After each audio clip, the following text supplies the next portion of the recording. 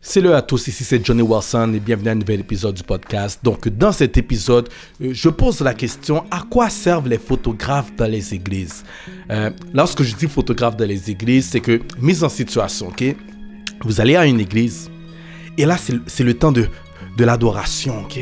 Et là tu sens le Saint-Esprit rentrer dans ton corps, dans ton système et tu fermes les yeux et tu commences à élever les mains. Et c'est là que Samuelson arrive avec son appareil photo, avec sa lentille 35 mm, se rapproche à 1 mètre de toi et te prend en photo. Te prend en photo pendant que tu es dans ton moment. Et par la suite, il met ça sur les réseaux. Hashtag adoration. Hashtag venez nous voir. Donc lorsque je dis photographe dans les églises, c'est en gros, c'est ceux qui sont comme dans le ministère de prendre des photos les dimanches. J'ai posé la question, je me suis fait une opinion, ok? Et le but de cette vidéo, une fois de plus, c'est comment on pourrait améliorer ce qu'ils font. Mais avant tout, j'ai posé dans mon story cette question. Selon vous, à quoi servent les photographes dans les églises, ceux qui se présentent à chaque dimanche là, t'sais. Je vais vous dire les réponses, ok? Vite, je ne vais pas toutes les lire parce qu'il y en a quand même beaucoup. Il y a quelqu'un qui a répondu, je me pose la même question. Quelqu'un d'autre a marqué, je trouve que ça montre l'énergie de l'église et partager ce qui se passe. Ok. Quelqu'un a marqué, les ministres travaillent gratuitement, alors les leaders en profitent. La même chose que les photographes aux events. Quelqu'un a marqué, chaque dimanche est particulier, du coup il captive la particularité de chaque culte. D'autres ont marqué à garder les traces des moments extraordinaires qu'on passe dans la présence de Dieu, capturer des photos et les mettre sur les réseaux sociaux, faire ensuite la promotion et faire du marketing. Matériel pour les réseaux sociaux.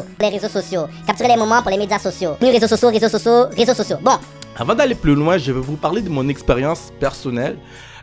Lorsque ça arrivait à quelques fois que j'étais photographe dans des églises, qu'est-ce que j'ai pas vraiment aimé?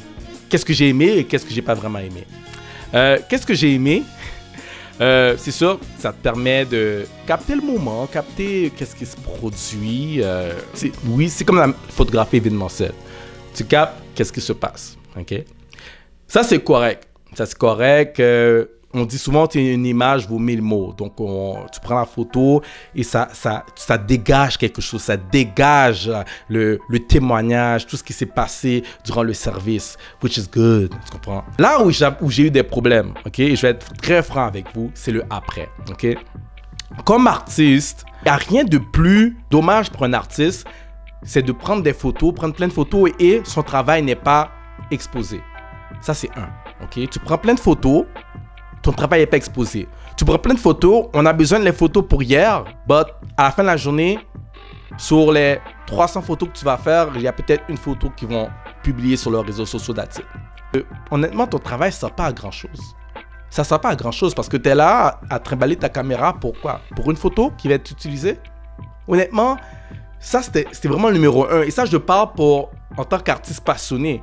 Pas comme, exemple, on t'a juste donné une caméra puis tu voulais pas, soit tu étais dans la chorale, soit tu étais musicien, ben tu sais pas chanter, tu sais pas jouer la musique, ben tiens, prends un appareil photo. C'est pas la même chose, ok? Quelqu'un passionné qui adore qu'est-ce qu'il fait, qui aime qu'est-ce qu'il fait et qui voit la valeur de qu'est-ce qu'il fait. Et là, le fait de juste, donne-nous les photos, ouais, c'est qu'on va avoir les photos, puis que après, regarde, les photos sont même pas, sont à peine utilisées. Alors, c'est archivé. Donc, tout ça, comme pour quoi? Une photo, ça c'est un. Deuxièmement, je trouvais qu'il y avait pas mal un peu de manque de reconnaissance. Je vous explique.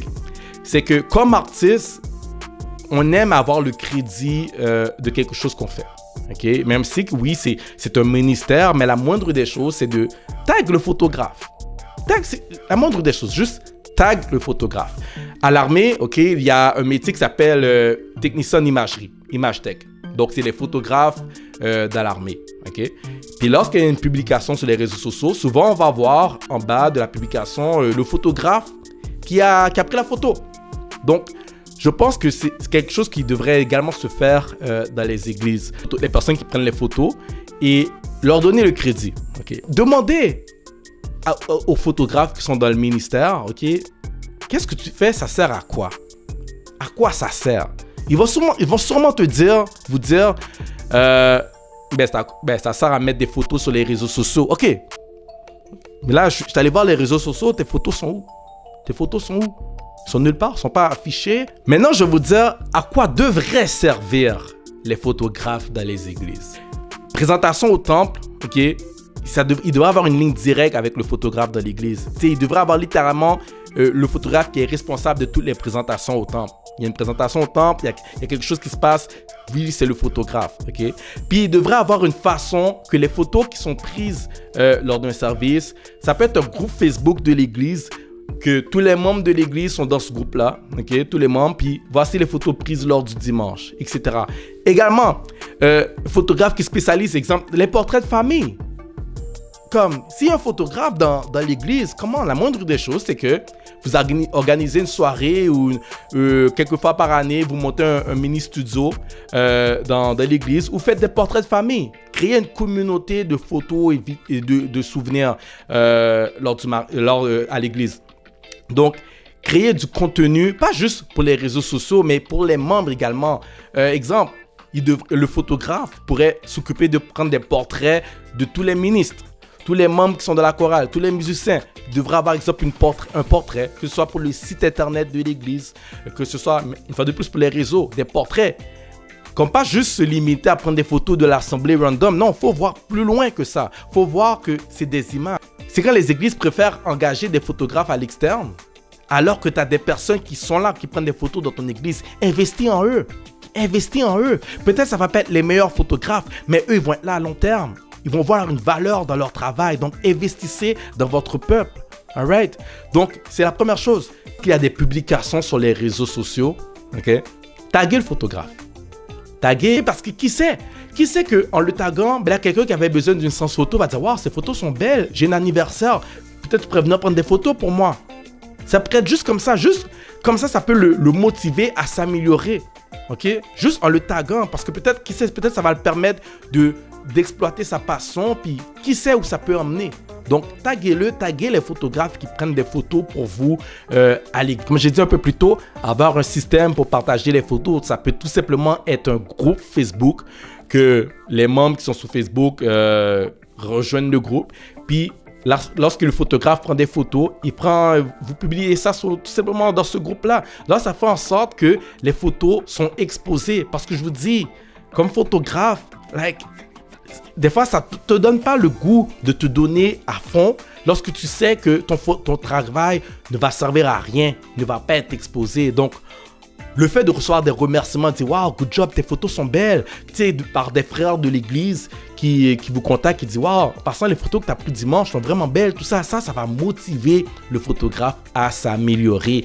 Donc, exposer le travail des photographes. Je pense que dans les églises, une chose qui serait bien, c'est de tout simplement avoir un petit local dédié à prendre des photos. Une fois de plus, c'est l'anniversaire de quelqu'un. C'est l'anniversaire d'un membre de l'église. Viens, on va te prendre un portrait. Ça pourrait être quelque chose comme ça, quelque chose comme une tradition. C'est l'anniversaire de mariage d'un couple, viens, on va vous prendre en photo. C'est l'anniversaire de quelqu'un a fini ses études, viens, on va le prendre en photo. Dans notre mini studio, ça peut être le même fond, juste le même setup. C'est pas cher, montez ça. Honnêtement, c'est pas cher. Juste ça crée une communauté, ça crée un sentiment d'appartenance. Puis le photographe, ok, il se sent utile. Donc, être là pour capter les moments, genre, pas de important, mais également de l'assemblée. Vous me suivez? Donc, pour conclure, je pense que c'est très important que le photographe qui se présente le dimanche pour venir prendre des photos, il sait le pourquoi il fait cela. Pourquoi, où son travail va aller, à quoi ça sert et qu'il soit également valorisé. Parce que, exemple, les personnes qui s'occupent de faire la vidéo, le live, ben, c'est direct. Ils font la vidéo live pour que des personnes puissent regarder la vidéo en direct à partir de leur domicile. C'est clair. Le gars qui joue la guitare, il sait qu'il est là pour jouer la guitare. Mais trop souvent, la personne qui prend des photos, elle ne sait même pas pourquoi elle prend des photos. Donc, il faut le savoir le pourquoi. Puis une fois que tu sais le pourquoi, tu vas savoir comment améliorer ton pourquoi. Sur ce, c'était Johnny Wilson de First Class Pictures. Une vidéo du podcast. Vous savez, suivez la page si vous avez aimé ce genre de contenu. Puis si jamais vous avez des commentaires, n'hésitez pas à écrire un commentaire ou m'envoyer un message. Il n'y a pas de problème. Si je peux, je vais y répondre. Donc sur ce, passez une merveilleuse journée et on se revoit dans une autre vidéo.